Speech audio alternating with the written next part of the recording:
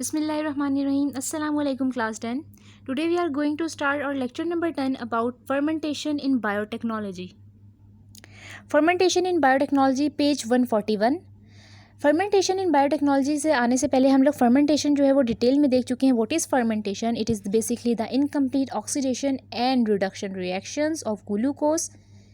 अब देखना है कि फर्मेंटेशन बायोटेक्नोलॉजी के ज़रिए हमारी ज़िंदगियों में कहाँ कहाँ यूज़ हो रही है. आज हमने ये देखना है बेसिकली, और हम अपनी फूड में या किस इंडस्ट्री में कैसे यूज़ कर रहे हैं और उससे क्या चीज़ हासिल कर रहे हैं.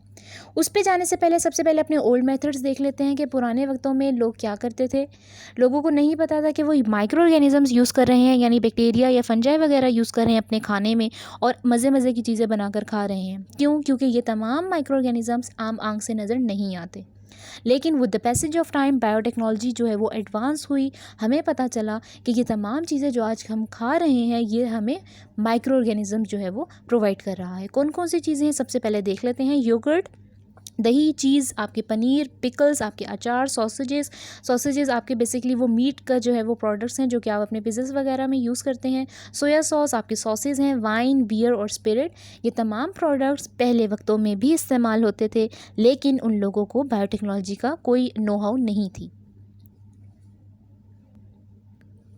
बेसिकली यहाँ पे फिर आपको बायोटेक्नोलॉजी के दोबारा से जो है वो डेफिनेशन बताई जा रही है. Production of any product by culture of micro organisms, यानी आप कोई भी चीज़ जो है वो आराम से बना सकते हैं, कोई भी प्रोडक्ट बना सकते हैं by the culture of micro organisms.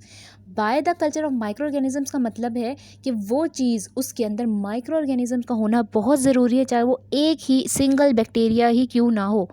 आप एक बैक्टीरिया लें, वो आगे डिवाइड हो जाएगा हज़ारों में, और उसके बाद आपका काम खुद बहुत आसान हो जाएगा. एप्लीकेशंस ऑफ फर्मेंटेशन देख लेते हैं. फर्मेंटेशन की बहुत सारी एप्लीकेशंस हैं. आपकी फूड में यूज़ हो रहा है, आपकी एग्रीकल्चर में यूज़ हो रहा है, आपकी इंडस्ट्रीज़ में यूज़ हो रहा है. कैसे कैसे कहाँ कहाँ यूज़ हो रहा है वो देख लेते हैं. फूड, फर्मेंटेड फूड जो है जो आप लोग खाते हैं वो सबसे ज़्यादा न्यूट्रिशियस, टेस्टियर, डाइजेस्टेबल, प्रिजर्वेबल होता है, और आपको किसी किस्म के रेफ्रिजरेटर्स वगैरह की भी उसकी प्रिजर्वेशन के लिए ज़रूरत नहीं होती. यानी वो बहुत ज़्यादा न्यूट्रिशियस, सेहतमंद होता है, मज़ेदार होता है, आराम से आपकी बॉडी उसको डाइजेस्ट कर लेती है, हज़म कर लेती है, और आपको ज़्यादा मसला भी नहीं होता कि आपका जो है जो भी आपने खुराक बनाई है वो ख़राब ना हो जाए. ठीक है. अब कौन कौन सी फूड जो हैं वो बनती हैं वो बेसिकली आपके सामने है इस वक्त. सीरियल प्रोडक्ट्स आप फर्मेंटेशन से हासिल कर लेते हैं, इनकी डिटेल आगे भी आपको बताती हूँ. डेयरी प्रोडक्ट्स आप हासिल कर सकते हैं, फ्रूट्स एंड वेजिटेबल्स. इसके अलावा बेवरेज प्रोडक्ट्स बहुत सारे आप हासिल कर सकते हैं. सबसे पहले सीरियल प्रोडक्ट्स देख लेते हैं. सीरियल प्रोडक्ट्स में सबसे मेन जो रोज़ तकरीबन हम लोग खाते हैं that is bread. We get bread from fermentation. ठीक है, ये सीरियल प्रोडक्ट्स है. क्यों? क्योंकि ये जो है वो गंदम वगैरह से बनता है. ब्रेड के अंदर बेसिकली आपके पास जो है वो यीस्ट यूज़ की जाती है, यानी खमीर यूज़ किया जाता है, which is known as saccharomyces cerevisiae. Saccharomyces cerevisiae basically the scientific name of yeast. ये हम पहले भी पिछले टॉपिक में देख चुके हैं. सेकेरोमाइसिस डॉट सर्विसाई, एस डॉट सर्विसाई का मतलब भी वही होता है, सेकेरोमाइसिस सर्विसाई. डेयरी प्रोडक्ट्स में बेसिकली क्या होता है, चीज़, योगर्ट वगैरह जो है वो आप अपने दूध से फर्मेंट करके हासिल करते हैं. दूध को जमाया जाता है और उसके बाद आपके पास ये डिफरेंट चीज़ें जो हैं वो फर्मेंटेशन से हासिल हो जाती हैं. फ्रूट्स एंड वेजिटेबल्स में क्या है, पिकल्स, फ्रूट्स, वेजिटेबल्स, ये तमाम चीज़ें प्रिजर्व की जाती हैं बाकायदा, और आपके फर्मेंट करके आप लंबे अरसे तक, ये वाहिद चीज़ होती है जो हम अपने किचन में आराम से रखते हैं, क्योंकि ना तो ज़्यादातर हमें फ्रिज में रखने की ज़रूरत पड़ती है क्योंकि ये पिकल्स वगैरह ख़राब ही नहीं होते. पिकल्स में बेसिकली क्या होते हैं, वेजिटेबल्स होते हैं. आपका लीमू है, आपकी गाजर, आम वगैरह जो है, फ्रूट्स भी जो है वो आम वगैरह वो हम डाल देते हैं, और उसमें जो है वो हम लोग डिफरेंट ऑयल्स यूज़ करते हैं ताकि वो फर्मेंट हो जाए और हमारा जो है वो देर पा जो है वो इस्तेमाल हो सके. और इसमें बेसिकली हम लोग क्या करते हैं, अचार वगैरह में नमक या एसिड्स वगैरह, एसिडिक एसिड्स वगैरह ऐड करते हैं ताकि हमारे जो अचार वगैरह हैं वो प्रिजर्व रह सके. बेवरेज प्रोडक्ट्स, ये बेसिकली वो तमाम टिन्ड पैक्स होते हैं जो आपके टिन की सूरत में आपको जो है वो उस पर बेकरी और यूटिलिटी स्टोर्स पे आराम से मिल जाते हैं, जैसे सीरियल ग्रेन्स या ग्रेप्स वगैरह. इसमें बेसिकली क्या होता है, आपके फूड प्रोडक्ट्स को माइल्ड किया जाता है, यानी उसको फर्मेंट करके उसको ड्राई किया जाता है और उसका पाउडर बना लिया जाता है, और वो पाउडर जो है वो आगे जो है वो बेचा जाता है। इसके अलावा आपकी बियर, वाइन वगैरह जो है वो ग्रेप से बनती है, उसमें पायरुविक एसिड्स को बेसिकली इथेनॉल में कन्वर्ट किया जाता है, और इथेनॉल क्या है, हमारे पास अल्कोहल है, और बेसिकली जो वाइन होती है वो भी अल्कोहल ही होती है। तो ये हम लोगों ने सारा का सारा क्या देखा है इस वक्त, एप्लीकेशंस ऑफ फर्मेंटेशन देखी है, यानी फूड इंडस्ट्री के अंदर हमारे serial products, dairy products, fruits and vegetables और बेवरेज प्रोडक्ट्स हमें फर्मेंटेशन के थ्रू हासिल होते हैं।